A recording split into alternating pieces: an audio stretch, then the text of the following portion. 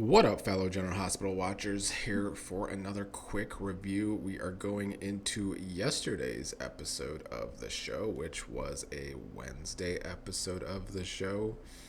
We'll start with my usual stuff that I do like, even though it was kind of more on the boring side yesterday, unfortunately. Although I wouldn't say this was a bad episode, but it was kind of boring at times. Chase was swimming like he seems to always be doing. You might as well call him a merman at this point. Chase was swimming, came out. Dante was there asking what he was thinking when he arrested Tracy. Dante even asked him if bringing Tracy into PCPD was what the law required or if that's what Willow wanted him to do. Chase was confused why Dante was throwing shade at him right now because Dante was sticking up for him at the police department. But Chase's excuses for Willow is what it usually is, that she is a good woman and that she was instrumental in the baby Phoebe adoption for he and Brooklyn. Tracy was confronting Brooklyn about why she's basically being easy on Willow, which is what I talked about yesterday. Tracy is saying that Brooklyn isn't going to condemn her right now since Chase isn't here to see it. So, Brooklyn always sticking up for Chase right now. And Tracy feels like Brooklyn is too smart for Weeping Willow to be doing all of this. Tracy thinks that Brooklyn is basically controlling herself and being obedient for Chase to hang on to Chase, which is not good. Brooklyn says that Chase will never see the bad in Willow, and she can't keep trying to change his mind because doing the same thing all of the time makes a person crazy or means a person is crazy. Tracy went on her soapbox to say that she has a bloodline of strong, independent women, and Brooklyn needs to be more like her bloodline right now. And Tracy wants her to promise to be true to herself. Now, we know that Brooklyn is plotting, and that is why she is trying her best to remain calm with Willow in these situations. In one of the episodes prior, it seems like she's trying to plan on setting up Willow to be the other driver that was in the accident with Curtis and Jordan, even though the other driver didn't do anything wrong. So that is a glaring hole in Brooklyn's plan. I guess I should be more upset that they are trying to tie the Willow story to the car accident storyline, because the car accident storyline has not made any damn sense from jump. The fact that Brooklyn and Tracy are covering it up when there was no crime committed is stupid in the first place. So it's even more stupid for Brooklyn to now want to try and make it a setup on Willow. I don't know what that's going to accomplish, but I'm sure these writers will try and do something ridiculous that's a plot-driven mess like they've been doing lately.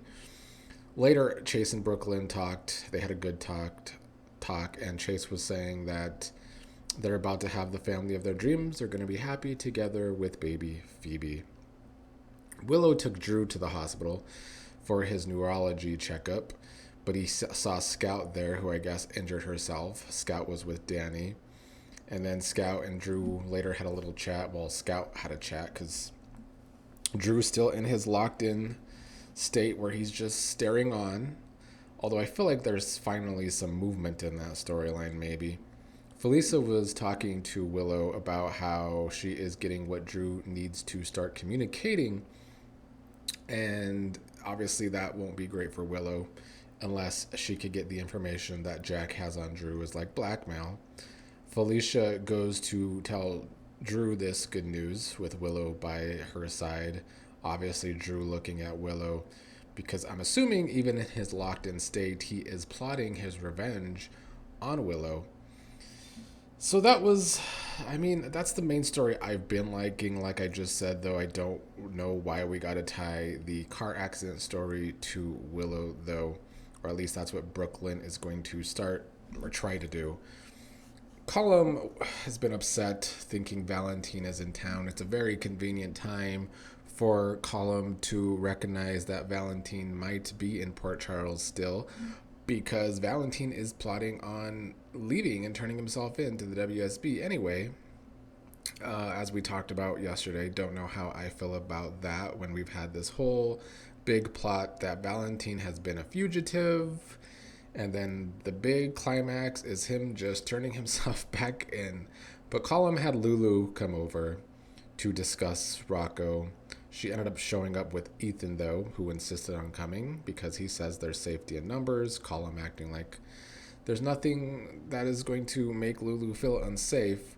Cullum wanted to chat about Rocco and how he ran into Rocco at the hospital when he was in the hospital and Rocco was volunteering. Cullum wanted to, well, he's saying he wants to find Rocco because he's such a good kid. Obviously, he probably wants to find Rocco because he thinks Rocco might have shot his ass, and he did. But I felt like this talk between Lulu and Cullum literally went nowhere. And then Lulu went to go see Dante to be upfront with him that she went to Windermere because Cullum wanted to talk to her. Dante saying that next time he would like to know before she goes to Windermere. They've had these communication problems lately because Lulu's been keeping things from Dante. But yeah, I felt like these scenes didn't really lead to anything.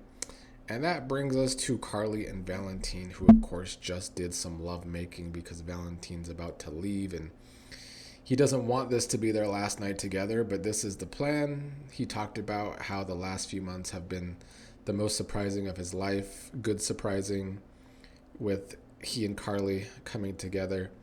And I still contend they've done a good job with this Carly and Valentin relationship. I have been here for it. There's been enough angst and enough chemistry to make me be somewhat invested. Carly's always been a character, at least, maybe not always, but for a long time now, been a character that gets on my damn nerves. However, it's nice to see her have a pairing outside of Sunny or the potential for Jason actually kind of hit.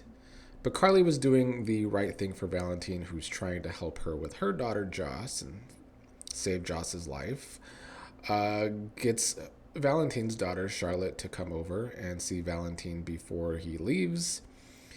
She, of course, thinks that maybe she's going to go on the run with him because that's been the plan this whole time. But he tells her that she is not leaving, he is. And he doesn't know if this will be their last goodbye or not.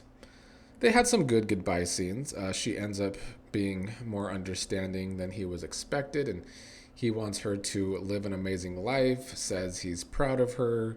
Carly even left the room for a while to give them some time together.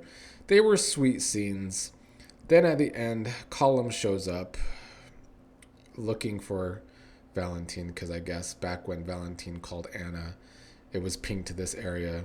So Cullum and the agents arrive to look to see if Valentin is there or any evidence that he was there, but Cullum finds nothing, and Carly says, why would he be here? So, of course, the convenience that Valentin left just when Cullum realized where he might have been this entire time. I still don't know how I feel about Valentin going to turn himself in or something. I'm hoping they could at least tie it to Jason's storyline. Maybe I'm expecting Jason to return soon. Would be nice if they could also tie it to Anna's storyline. Let's wrap up some loose ends, especially if you made your audience suffer through a Valentin on the run storyline, only for the ending to maybe be him turning himself in. I just can't get over that, because to me that is like, it's not a good solution to a plot-driven storyline that you made the audience wait for. So there's going to need to be some bigger payoff. And then if this is tied to the convenience of there being this Z guy or whatever his name is in the WSB that could just put an end to Cullum and Sidwell's project, there's too much convenience for the storyline solutions because of the plot-driven writing, in my opinion. That's all I got to say today. I don't know if I will return tomorrow to discuss today's episode. If not, I'll be back this weekend to discuss Thursday and Friday's episodes.